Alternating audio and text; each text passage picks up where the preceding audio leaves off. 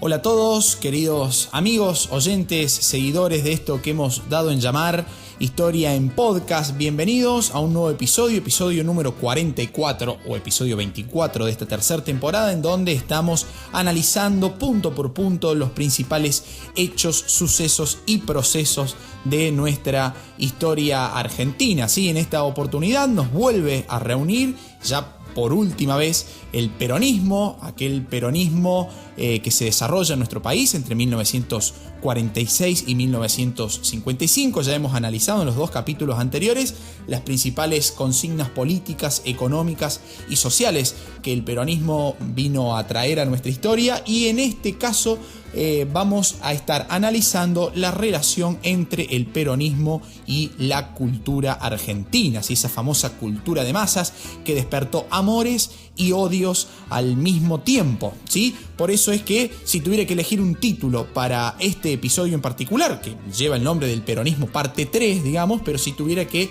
titularlo un poquito más poéticamente, sería El peronismo y la cultura, ¿sí?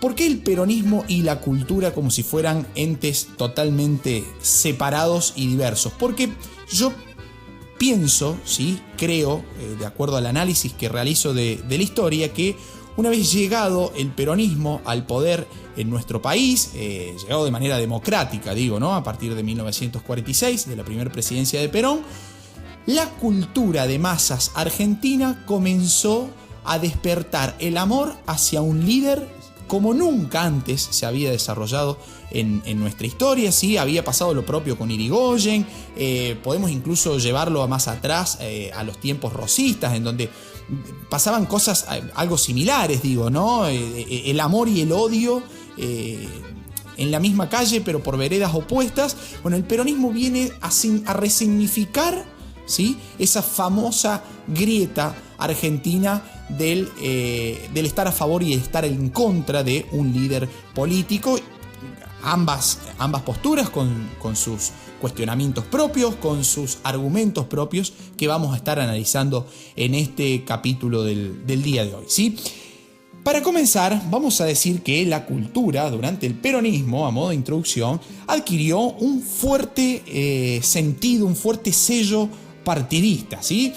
Poco a poco en nuestro país se le van a ir cerrando las puertas a aquellos que proponían cierta disidencia con el régimen peronista. Van a ser numerosos los ejemplos de artistas, de empresarios, de escritores que poco a poco fueron viendo desaparecer sus empresas editoriales, sus órganos de prensa, las expresiones artísticas censuradas, así como cualquier otro medio de expresión, como iremos desarrollando a lo largo de este episodio, ¿sí? El Estado peronista va a instrumentar una maquinaria propagandística sumamente amplia y con cada vez una mayor extensión, cuyo principal objetivo era justamente lograr la peronización de la sociedad, lograr cierta homogeneidad, lograr cierta cultura de masas que fuera controlada por el Estado, desde el Estado, ¿sí? Y con la finalidad perseguida por el propio Estado, y en este caso peronista. La radio, el cine, el teatro, los medios gráficos, ¿sí? Fueron poco a poco poniéndose al servicio del régimen peronista, ¿sí?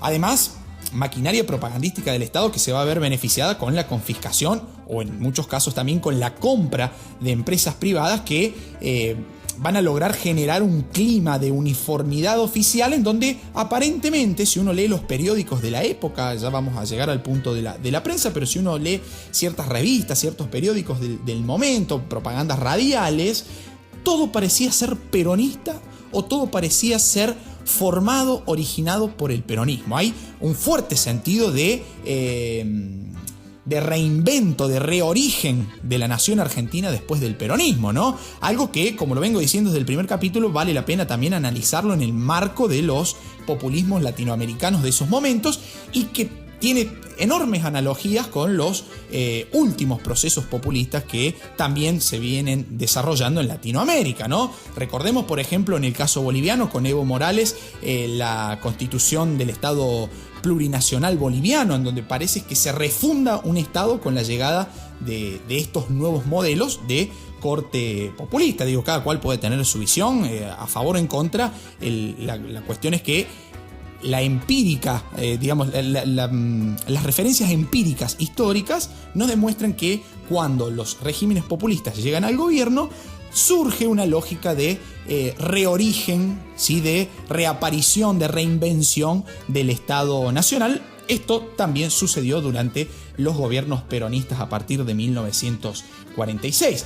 Una vez que el Estado comienza a confiscar o a comprar empresas y se le comienzan a cerrar las puertas a los disidentes, ¿sí?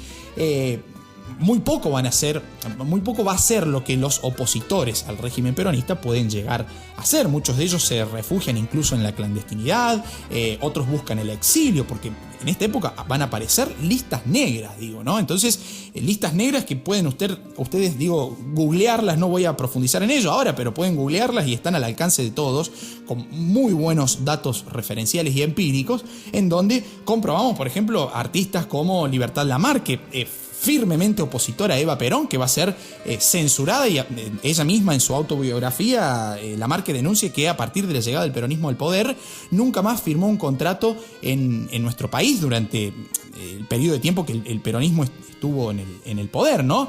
Justamente por la enemistad artística y casi personal, más allá de lo ideológico, con Eva Duarte de Perón. Lo mismo sucedió con Niní Marshall, lo mismo con el periodista Augusto Bonardo, que tuvo que refugiarse en el Uruguay. Una lista interminable de perseguidos por el propio Estado argentino. Entonces, valdría la pena acá, ustedes lo harán en su debido momento, en sus lugares, resignificar la palabra inclusión, ¿sí? Porque si hablamos de un peronismo inclusivo, tendríamos que ver qué pasaba con las listas negras, entonces, que perseguía a los disidentes políticos del régimen. Sí, algo similar va a ocurrir también en la instrucción pública. Lo vamos a desarrollar más profundamente en este mismo capítulo un poquito más adelante, así que les pido que estén prendidos ahí al reproductor escuchando todo lo que he preparado para este episodio. Es decir, en el plano cultural se va a buscar cierta uniformidad, ¿sí? A través de nuevas prácticas, de nuevos estilos discursivos que van a estar siempre vinculados a la exaltación del peronismo. Entre las principales transformaciones culturales del peronismo se va a destacar sobre todo la construcción de un aparato simbólico, ¿sí? Que va a establecer ciertos rituales y ciertas místicas políticas en torno a la figura del partido, ¿no? No debemos olvidar que el peronismo representó un movimiento político que respondía a la sociedad de masas, ¿sí? Sociedad de masas en donde los individuos, ¿sí? ¿Cómo funcionaba esa sociedad de masas? Los individuos buscaban participación política y reconocimiento en la toma de decisiones que afectaban a un colectivo social que era el movimiento obrero, que históricamente fue relegado en la historia de nuestro país, y el peronismo tuvo la valentía de ponerlo en primera plana. Algunos dirán con un fin totalmente noble, otros dirán con un fin totalmente demagógico. Lo cierto es que, nuevamente, las demostraciones, las fuentes históricas nos hablan de que el movimiento obrero fue puesto en primera plana, y muchos de los beneficios que gozamos hoy en día vienen de estos primeros periodos peronistas, ¿sí? Esa masa heterogénea, ¿sí? Va a estar unida mediante formas sentimentales, si queremos simbólicas, ligadas siempre a este partido político, ligadas siempre al peronismo, para tratar de darle cierta uniformidad a esa masa que era heterogénea, repito, ¿no? Entonces, justamente el peronismo lo que va a buscar es formar cierto andamiaje de ritualidades, de recursos simbólicos, para tratar de identificar los planteos del movimiento obrero con el origen mismo del movimiento peronista, ¿sí? A través, por ejemplo, del discurso político, de la carga emotiva, del imaginario político, de hechos, de símbolos, de utopías, de mitos y, por qué no, también de realidades. Van a aparecer, por ejemplo, el uso de términos como obrero, pueblo, el término descamisados, que ya hemos analizado oportunamente, y que buscaban justamente encarnar la totalidad de la nación, cuya única representatividad, se la adjudicaba justamente al peronismo. Entonces volvemos aquí a caer en este aspecto totalizador del movimiento peronista, esta vez referido desde el ámbito cultural, en donde los disidentes, por ejemplo, eran acusados de oligarcas generalmente vinculados al imperialismo norteamericano. Y nótese cierta congruencia, cierto paralelismo con lo que está sucediendo en los tiempos actuales en nuestro país, ¿no? Desde el propio discurso político, desde el Estado mismo, alentar este distanciamiento, esta famosa grieta, que tanto nos gusta hablar de grieta a los argentinos, este enfrentamiento de clases, ¿sí? Con, a mi entender, el único objetivo de mantenerse en el control del poder. Fechas como el 17 de octubre, ¿sí? La fecha del mito fundacional del peronismo, aquel día en donde ya hemos repasado, no en el capítulo anterior, sino en el 42, hemos relatado lo que sucedió el 17 de octubre del 45, cuando la masa obrera autoconvocada marcha hacia Plaza de Mayo a pedirle al gobierno militar la liberación de Perón, ¿no? Entonces ese día se va a comenzar a festejar el famoso día de la lealtad peronista, en donde el pueblo, la masa obrera, la masa trabajadora le rinde lealtad y culto a su líder. Nuevamente la comparación con los movimientos totalizadores y autoritarios de la Europa de los años 30, ¿no? Nuevamente vuelve a aparecer allí. Otra fecha sumamente importante para la cultura durante el peronismo es la del 1 de mayo, la fecha del Día del Trabajador, una fecha reivindicada por el socialismo como día de lucha contra las medidas estatales. Es tomada justamente por el peronismo y se le cambia la connotación, transformándolo así en un día festivo, en un día de exaltación, en un día de festejo de las medidas impulsadas por Perón desde el aparato estatal. Fíjese cómo se resignifica una fecha que era iniciada, digamos, tomada como bandera de lucha por el socialismo en contra de las medidas del Estado, y ahora es el mismo Estado que toma esa fecha para festejar sus medidas con la masa obrera, el cuerpo popular, digamos, que justamente le significaba el mayor caudal de votos. Ambas fechas, tanto el 17 de octubre como el 1 de mayo, van a contar con numerosísimas movilizaciones a Plaza de Mayo, lo cual puede entenderse como un reflejo simbólico de la participación política de los sectores que no habían tenido nunca representación en ese ámbito.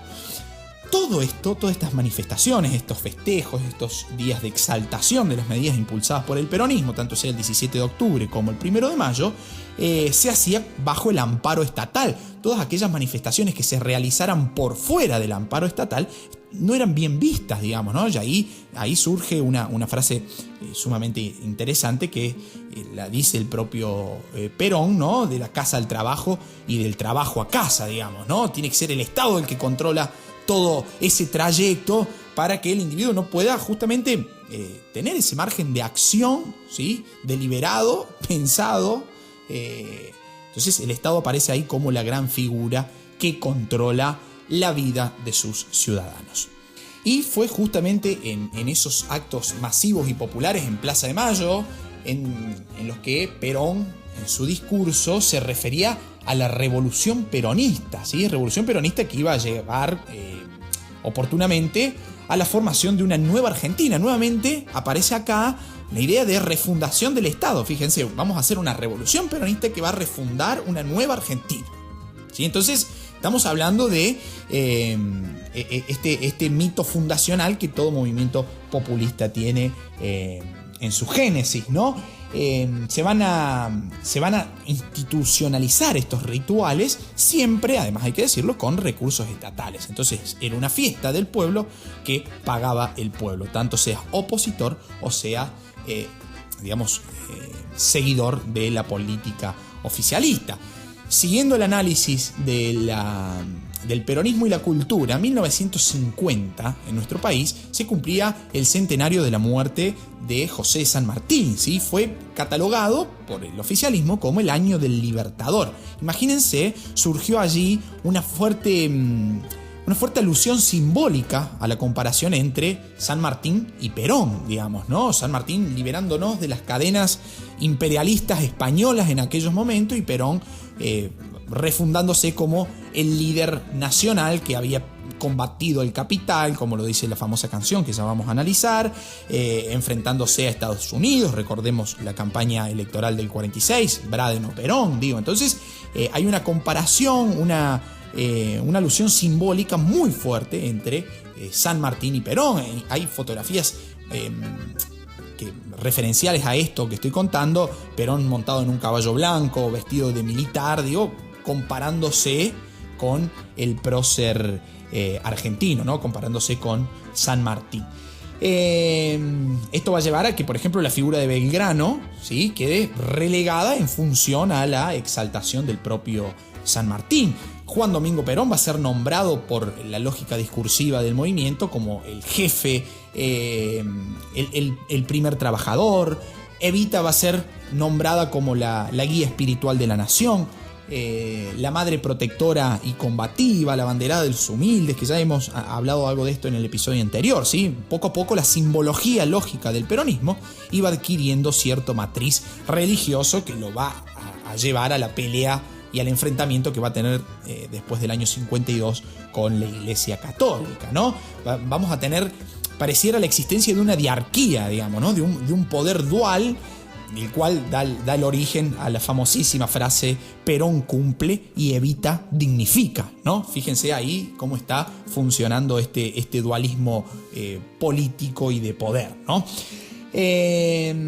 Van a surgir también ciertos elementos simbólicos adulando a la doctrina peronista y al movimiento peronista, como por ejemplo la medalla peronista, la marcha peronista, marcha que tiene un origen incierto, ¿sí? Va a ser generalmente adjudicada al ministro Oscar Ivanišević, ¿sí?, pero que va a ser grabada y popularizada por Hugo del Carril en el año 1949, ¿no? Fíjense lo fuerte de ese simbolismo partidario que poco a poco se iba haciendo cada vez más presente en la sociedad y en la cultura de nuestro país.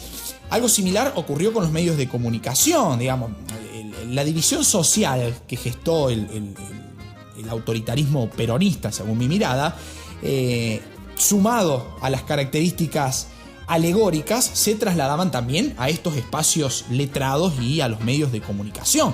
Visto desde el propio peronismo, los medios de comunicación podían, según ellos, contribuir a la construcción simbólica del partido y a la identificación con ese todo nacional que hablaba anteriormente, ¿no? Como si la nación le debiera al peronismo su propio origen, ¿no? En este sentido, la prensa va a ser justamente subordinada a la doctrina peronista. Entonces vamos a tener, obviamente, se cae de Maduro, una prensa peronista y una prensa antiperonista.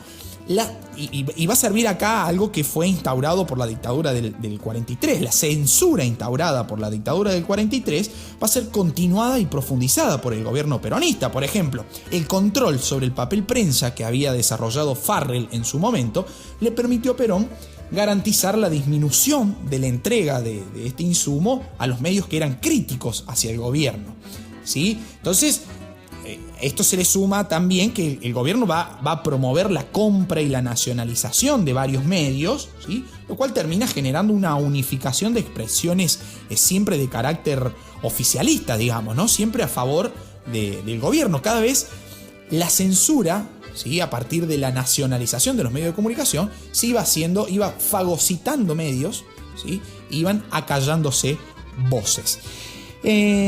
Muchas veces, hay que decirlo, la adquisición de estas empresas no afectó a la gerencia del anterior propietario. Va a haber un ejemplo muy famoso en nuestra historia, que son las empresas de Jaime Yankelevich, ¿sí?, en donde Jaime Yankelevich va a ser, digamos, el encargado de gestionar el ingreso de la televisión a nuestro país, con el respaldo del ministro de Comunicaciones de Perón, el ministro Nicolini, ¿sí?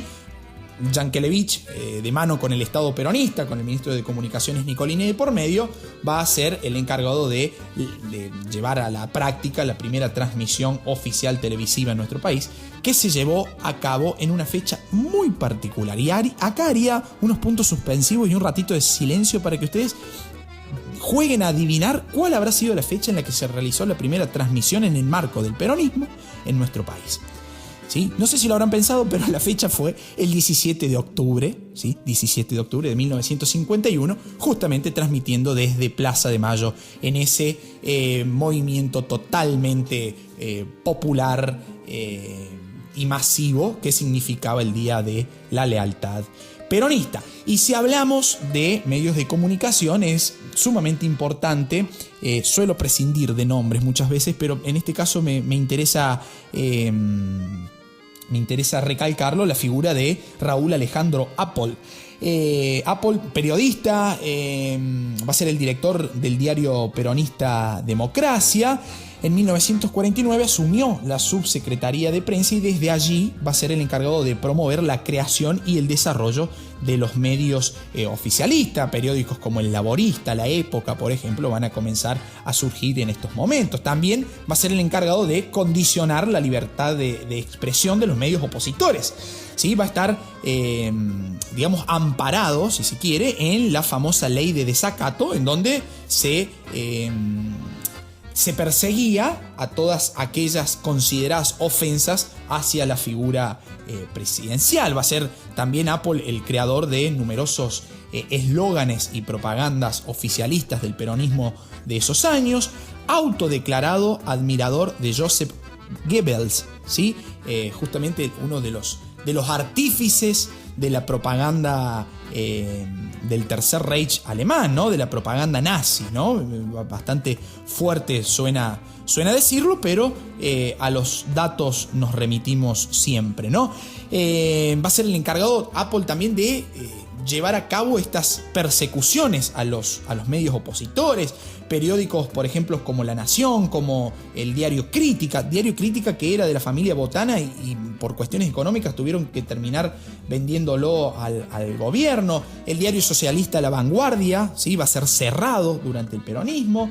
También en las provincias funciona el sesgo oficialista y esta censura desde el Estado, en el caso de Córdoba con La Voz del Interior, en el caso de Rosario con el diario La Capital, también con el periódico La Prensa, ¿sí? Que pasa a estar directamente durante los gobiernos peronistas bajo el control de la propia CGT, ¿no? Entonces, hacia los comienzos del segundo gobierno peronista, los únicos periódicos de alcance nacional y no oficialistas que perduraban aún eran los diarios La Nación y Clarín, que muchas veces se llamaban a la autocensura, ¿sí? Con la finalidad de continuar su tirada diaria. Ahora bien, otro punto sumamente interesante para analizar dentro de esto que denominado el peronismo y la cultura son las políticas educativas emanadas desde el propio gobierno nacional, ¿no? Recordemos que hago un paréntesis, políticas educativas que son sumamente ¿cómo puedo decir? Democratizadoras, ¿sí? Que permiten la ampliación democrática en el país, pero que a la vez son sumamente cuestionadas por los sectores opositores al peronismo.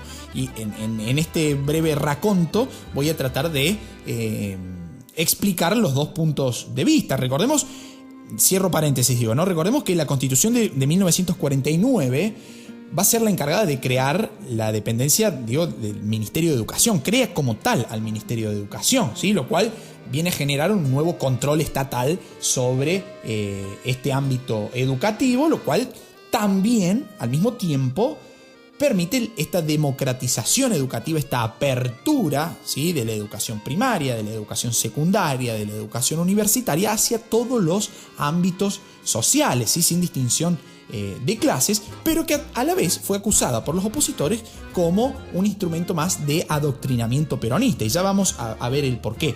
Hay que decir que en esta época vamos a tener altísimos índices de alfabetización en nuestro país. Se va a llevar a cabo la creación de escuelas. Los planes de estudios, sobre todo durante el primer gobierno peronista, van a estar sumamente ligados a la enseñanza religiosa y nacionalista, ¿sí? Esto va a cambiar en el segundo mandato, cuando Perón ya se encuentra enfrentado abiertamente con el órgano eclesiástico, con la iglesia, ¿no? Va a haber una asociación permanente en pos de seguir esta educación nacionalista de la figura de San Martín con la figura de Juan Domingo Perón, como lo hemos enunciado anteriormente. En cuanto al adoctrinamiento, hay que decir que en la escuela primaria va a ser obligatoria la lectura del libro de Evita Perón, titulado La razón de mi vida, ¿sí? También van a ser obligatorios la lectura de los manuales denominados peronistas, ¿sí? Voy a citar algunos ejemplos. Por ejemplo, para aprender a leer, ¿sí? La famosa frase "mi mamá me ama, mi mamá me mima" era llevada por los manuales peronistas bajo un lema sumamente partidario y acusado de adoctrinador, digamos, por la oposición, bajo el lema "Evita me ama, Evita me mima", ¿sí? En los manuales de primer grado inferior, por ejemplo, se lee una de las famosísimas frases de estos manuales que decía: "Sara y su esposo son peronistas y votaron a Perón". Fíjense, estamos hablando de primer grado inferior, digamos, el primer escalón educativo obligatorio de nuestro sistema educativo, ¿no? En el libro Alelí, por ejemplo, se leía, que era otro manual peronista, se leía "Los campesinos están contentos con Perón", ¿no? Haciendo alusión claramente a lo que era el estatuto del peón de campo y a las mejoras sociales y económicas que el peronismo había traído hacia ese sector. Entonces, incluso pueden buscarlo, pueden googlearlo también, las imágenes de los manuales peronistas del momento, y van a ver las réplicas de lo que estoy contando en este momento, lo cual referencia un culto casi constante y permanente hacia Perón y también hacia su esposa Eva Duarte de Perón. En cuanto a la política universitaria, hay que decir, las universidades permanecieron intervenidas en nuestro país. La designación de autoridades universitarias dependían exclusivamente del Ejecutivo Nacional. Entonces, se van a dar en este marco cesantía a prestigiosísimos profesores ajenos al peronismo. Se va a crear el Consejo Nacional de Investigaciones Técnicas y Científicas, en ese momento denominado por sus siglas el CONITIC, que va a terminar derivando en lo que actualmente conocemos como CONICET. Va a haber un amplio programa estatal, ¿sí? Vinculado a las mejoras de las infraestructuras universitarias. El caso de Ciudad Universitaria en Córdoba, ¿sí? De la Universidad Nacional de Córdoba, en el punto en donde está emplazado justamente la escuela de historia, ¿sí? Estaba pensada como una especie de hoteles o de albergues para estudiantes del interior, estudiantes obreros que llegaran a estudiar a la universidad y pudieran aprovechar la vida universitaria y de paso vivir en la propia universidad, ¿sí? Hay numerosísimos complejos hoteleros, incluso escuelas que fueron pensadas con esta lógica por parte del gobierno peronista. Se va a crear en el marco universitario, siempre hablando, se va a dar la creación, de la Confederación General Universitaria, que tenía como objetivo peronizar la universidad frente a la acción que venía desenvolviendo la Federación Universitaria Argentina, que estaba controlada en esos momentos por radicales y socialistas. También es cierto que en este momento sumamente aplaudible, valga el adjetivo, justo sobre este tema, sumamente aplaudible la política de democratización universitaria, porque van a ser por primera vez en nuestra historia los hijos de obreros los que van a llegar a poblar las aulas universitarias. Se va a dar en este marco también la creación de la famosísima Universidad Obrera, la famosa Universidad Tecnológica Nacional, ¿sí? Que estaba orientada a un carácter técnico, ¿sí? Pensando en los aconteceres económicos y los modelos productivos del país bajo los gobiernos peronistas, ¿sí? Una economía que apuntaba a la industria necesitaba técnicos de base industrial y tecnológica para poder hacer funcionar ese aparato productivo. La educación secundaria también técnica va a tener un fuerte apoyo desde el Estado, porque justamente se está pensando en el modelo productivo y económico que el país está desarrollando. Ahora bien, otro punto dentro de la cultura y el peronismo y la cultura son los sectores medios y la relación que estos sectores medios tenían con el peronismo. Ya sabemos que era una relación de suma hostilidad, críticos absolutos los sectores medios del peronismo. Ahora, ¿por qué esa clase media, ese sector medio es tan crítico y tan ferviente opositor, diría, al peronismo? La clase media, en esos momentos, ¿sí? En la década de los 40, de los 50, sobre todo en la década de los 40, estaba formada por hijos de inmigrantes, ¿sí? Que habían, en cierta forma, logrado mejorar su situación económica gracias a muchos años de esfuerzo, muchos años de trabajo, tanto de ellos como de sus padres, ¿no? Que llegaron al país en una época sumamente abundante en lo económico, pero que en lo obrero, ¿sí?, era bastante complicada, una de las peores épocas para ser obrero en nuestro país. Siempre es una mala época, digamos, ¿no? Pero el momento en donde llegan los inmigrantes allá por 1870, 1880, engañados por parte del propio Estado Nacional. Entonces, sumamente complicado progresar. Estos hijos de inmigrantes, incluso en algunas oportunidades nietos de inmigrantes, habían logrado cierto ascenso social, cierta mejora económica, ¿sí? Muchos de ellos como profesionales, muchos de ellos como comerciantes. Recordemos esta profesionalización de la Edad Media, esta profesionalización de la clase media que lleva, que va de la mano, con la reforma universitaria de 1918 durante el gobierno de Irigoyen, ¿no? Que le permite justamente a esa clase media acceder a los estudios superiores. Ese sector medio, ¿sí?, veía que las mejoras sociales y económicas de la época eran producto de una política, según ellos, demagógica y facilista del gobierno nacional. Entonces, dado esto, veían con cierto recelo el ascenso social de los sectores más humildes. Quizás sea, no lo voy a analizar en este capítulo porque podríamos hacer 10 episodios hablando de esto, pero quizás sea el origen en nuestro país de la famosa meritocracia, ¿sí? En donde estos sectores que con muchísimo esfuerzo, con muchísimo trabajo, venían ascendiendo social y económicamente, veían, yo quizás mucho no comparto en esta mirada, pero en esos momentos se daba, veían que el ascenso del sector obrero era producto de medidas demagógicas y facilistas del gobierno. ¿Por qué no coincido mucho? Porque el sector obrero fue el más castigado históricamente en nuestro país.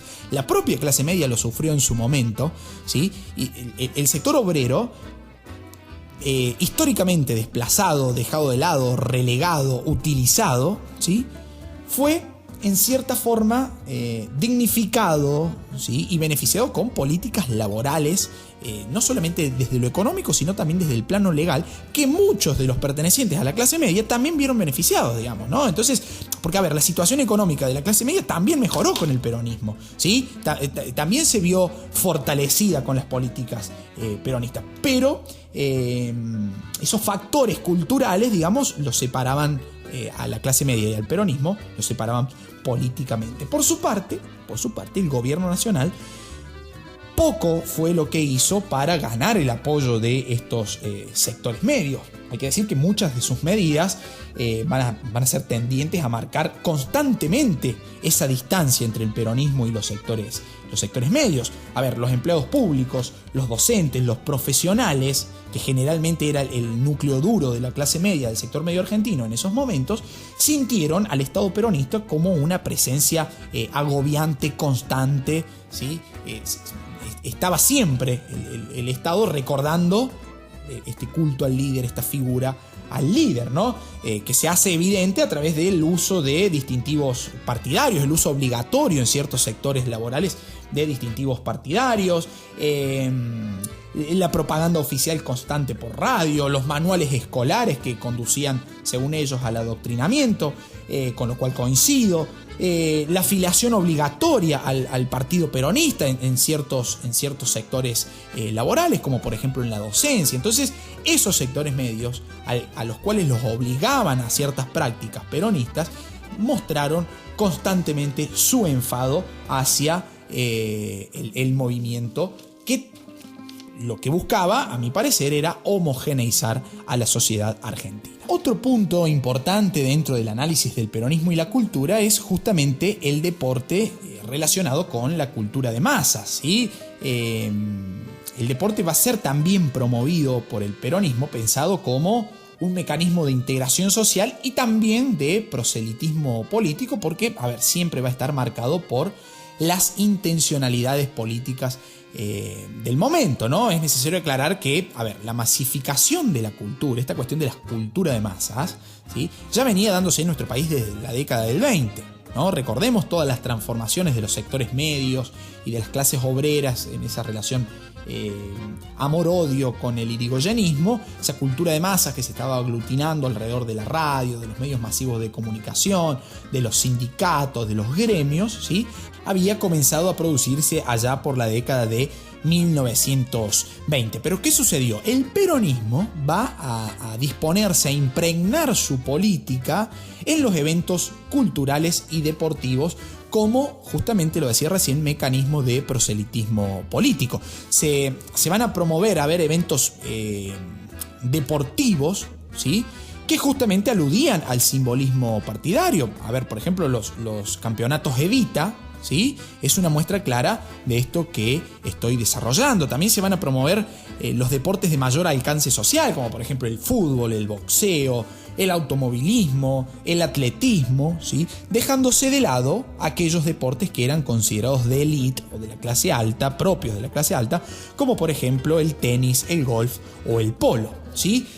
Muchas van a ser las figuras que van a surgir vinculadas sobre todo al peronismo. En el ámbito del boxeo vamos a tener a José María Gatica, a Alfredo Prada, a Pascual Pérez. En el automovilismo la figura de Fangio, ¿sí?, de los hermanos Juan y Oscar Gálvez van a ser muy fuertes. En el atletismo, por ejemplo, vamos a tener la figura de Delfo Cabrera. En el fútbol va a ser esa década del 40 en donde surge la máquina de River, ¿sí?, como que va a contener ahí en ese plantel a Adolfo Pedernera, a José Manuel Moreno, a Ángel Labruna, a Alfredo Di Stéfano, figuras muy vinculadas. Incluso hay un abrazo entre Labruna y Perón ahí bastante interesante. Hay una imagen dando vuelta por la web que remarca esto que estoy diciendo. El caso de Miguel Ángel Ruggilo por el Club Atlético Vélez Sarsfield, también, digamos, ¿no? Además se va a sostener y se va a financiar desde el Estado la construcción de importantes clubes deportivos y la construcción también de estadios de fútbol.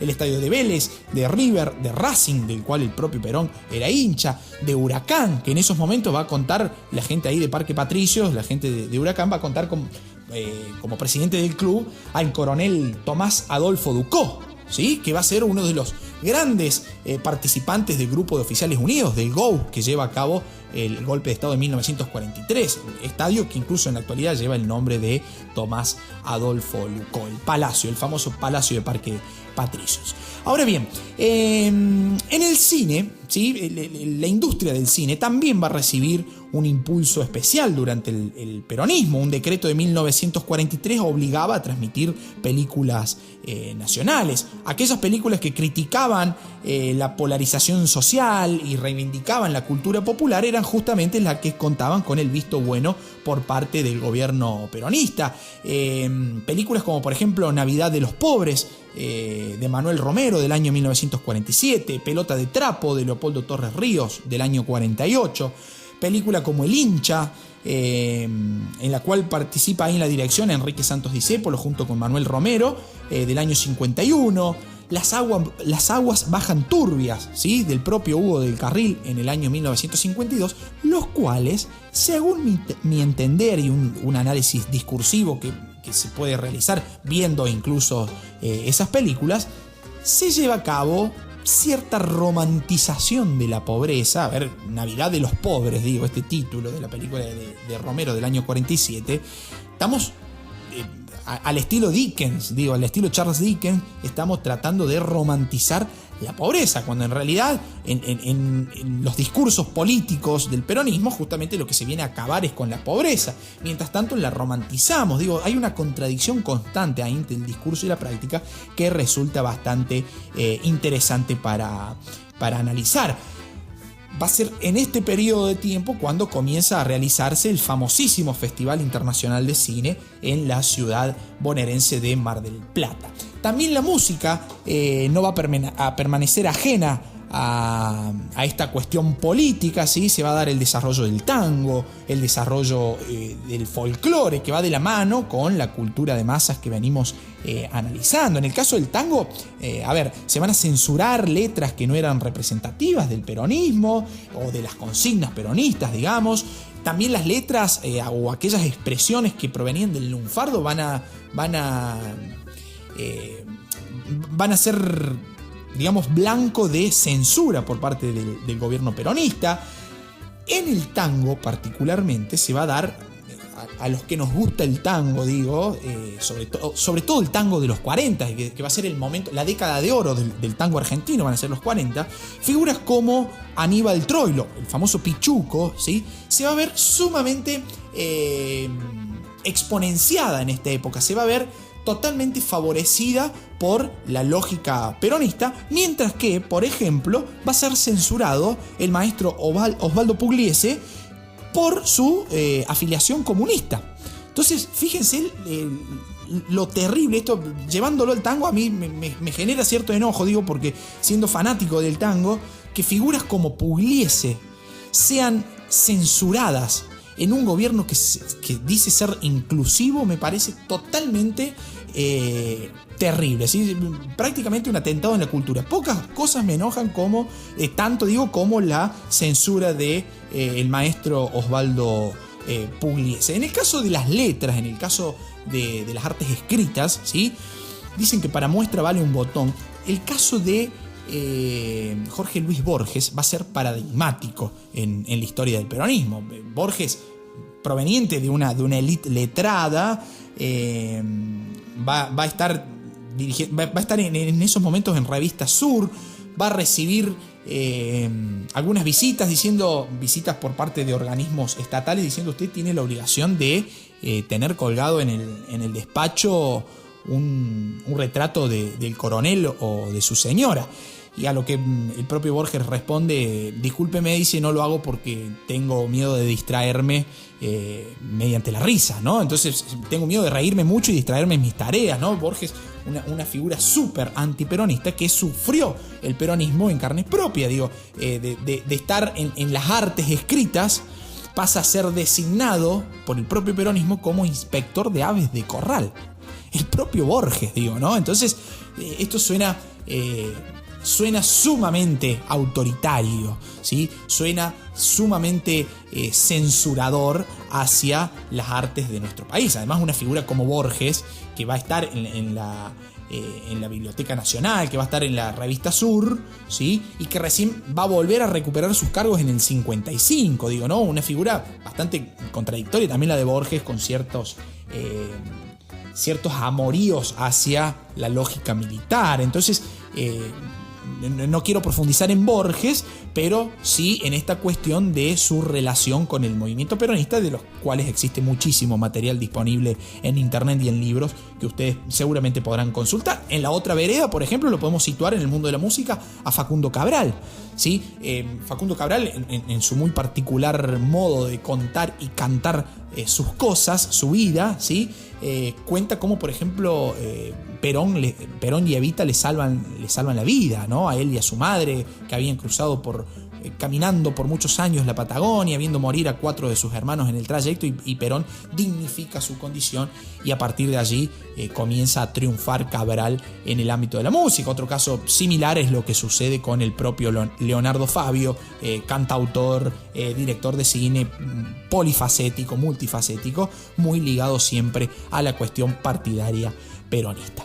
Bien, amigos, este ha sido el raconto, el repaso sobre la última de las partes que desarrollo acá en Historia en Podcast vinculadas al peronismo, que he titulado El peronismo y la cultura, ¿sí? Espero que haya sido de su agrado. Las conclusiones, como siempre digo, son a su libre juicio, a su libre albedrío.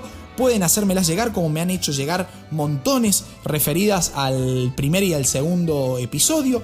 Trato de mantenerme en el marco de las referencias empíricas. No me gusta, y no lo hago, a esta cuestión del hablar por hablar, o el hablar desde un posicionamiento por simple ideología. Ya lo he dicho, la ideología no sirve más que para los fanatismos, y en el caso de la historia necesitamos evidencia empírica. Agradezco todos aquellos comentarios que me han llegado, en el cual siento valorado este esfuerzo por hacer llegar un poquito de historia a cada uno de ustedes. Hasta un próximo episodio, amigo. Como siempre les digo y les recomiendo, ¿sí? Hasta el momento tengo editado el primer libro sobre la primera temporada de Historia en Podcast. Si quieren dar una manito al canal, es muy bienvenida en épocas de crisis, en épocas bastante complicadas que nos tocan vivir, sobre todo a los que somos docentes, ¿sí? Que parece que el gremio docente a nivel nacional desapareció, nos han conformado con muy poquito, somos muy tibios y nos vemos obligados por ahí a realizar alguna que otra tarea extra para dignificar nosotros mismos, ¿sí? Nuestra condición de obreros sin, en este caso, la ayuda de nuestro Estado, tanto nacional como provincial en el caso cordobés. Bien, amigos, hasta aquí hemos llegado. Muchísimas gracias por su atención y hasta un próximo episodio. Chao, gracias.